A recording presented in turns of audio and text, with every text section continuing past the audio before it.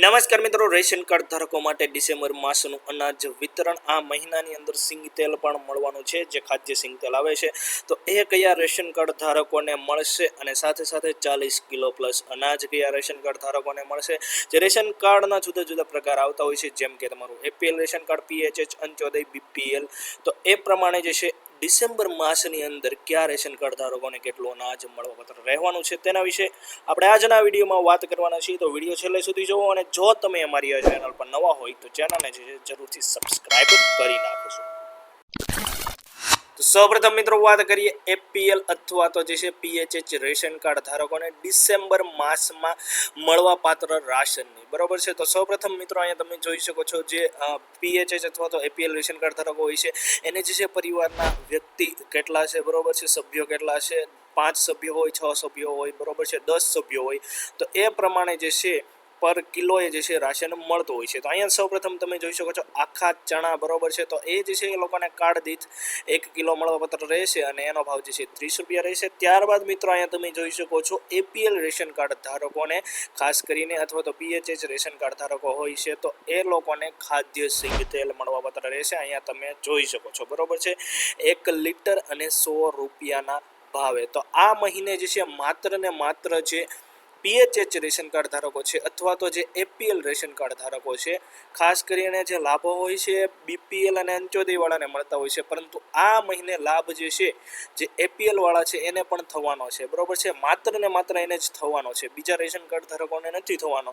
માત્ર ને માત્ર જે એપીએલ વાળા છે એને લાભ થવાનો છે, એટલે કે એ લોકોને ખાદ્ય સિંગ તેલ મળવાનું છે. ત્યારબાદ મિત્રો અહીંયા તમે જોઈ શકો છો પીએચએચ ઘઉં, તો એ જે છે વ્યક્તિ સભ્યો જે હોય, આ કાર્ડની અંદર 4 સભ્યો છે, તો અહીંયા તમે જોઈ શકો છો પર વ્યક્તિ જે છે 2 કિલો, તો અહીંયા ટોટલ જે છે 8 કિલો ઘઉં.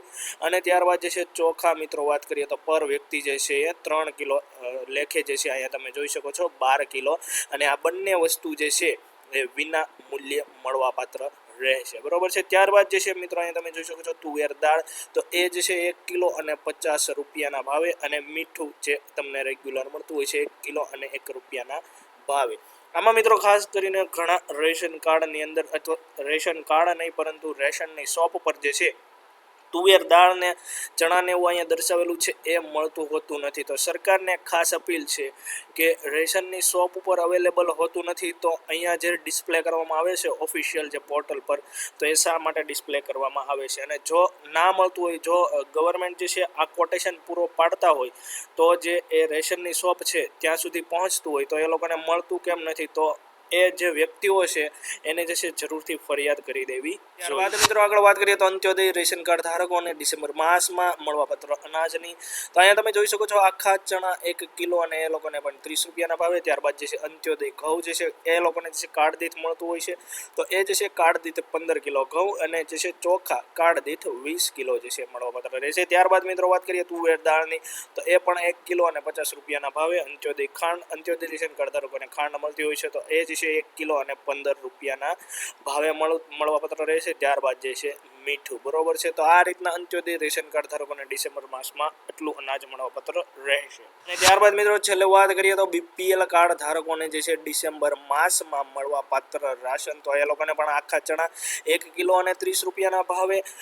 ઘઉંની મિત્રો વાત કરીએ તો બીપીએલ રેશન કાર્ડ ધારકોને પણ વ્યક્તિ દીઠ મળતા હોય છે, બરોબર છે. તો અહીંયા તમે જોઈ શકો છો 4 વ્યક્તિ છે તો ટોટલ જે છે વ્યક્તિ દીઠ 2 કિલો ઘઉં. અને જે છે ચોખાની મિત્રો વાત કરીએ તો વ્યક્તિ દીઠ 3 કિલો, તો 4 તેરીને 12 કિલો જે છે ઘઉં. અને આ બંને જે છે વિના મૂલ્યે મળવાપાત્ર રહેશે. ત્યારબાદ મિત્રો વાત કરીએ તો તુવેર દાળ 1 કિલો અને 50 રૂપિયાના ભાવે. અને બીપીએલ રેશન કાર્ડ ધારકોને પણ ખાંડ મળતી હોય છે, તો અહીંયા તમે જોઈ શકો છો 1 કિલો અને 400 ગ્રામ 22 રૂપિયાના ભાવે પ્રતિ કિલોએ, બરોબર છે. અને ત્યારબાદ જે છે મીઠું 1 કિલો અને 1 રૂપિયાના ભાવે. તો આ રીતે જે છે બીપીએલ રેશન કાર્ડ ધારકોને ડિસેમ્બર માસમાં આટલું અનાજ મળવાપાત્ર રહેશે. તો મિત્રો આજના વિડીયોમાં બસ આટલું જ. આમાં કંઈ પણ તમારે સવાલ હોય, ક્વેરી હોય તો જરૂરથી કમેન્ટ કરી દેજો. આશા રાખું છું કે વિડીયોમાં આપવામાં આવેલ માહિતી તમને પસંદ આવી છે. જો આ માહિતી તમને પસંદ આવી હોય તો વિડીયોને જરૂરથી એક લાઇક કરી દેજો. અમારી ચેનલ પર નવા હોય તો ચેનલને સબસ્ક્રાઇબ કરી તમારા જરૂરી મિત્રો અને પરિવારજનોની અંદર આ માહિતીને છે શેર કરી દેજો. આભાર.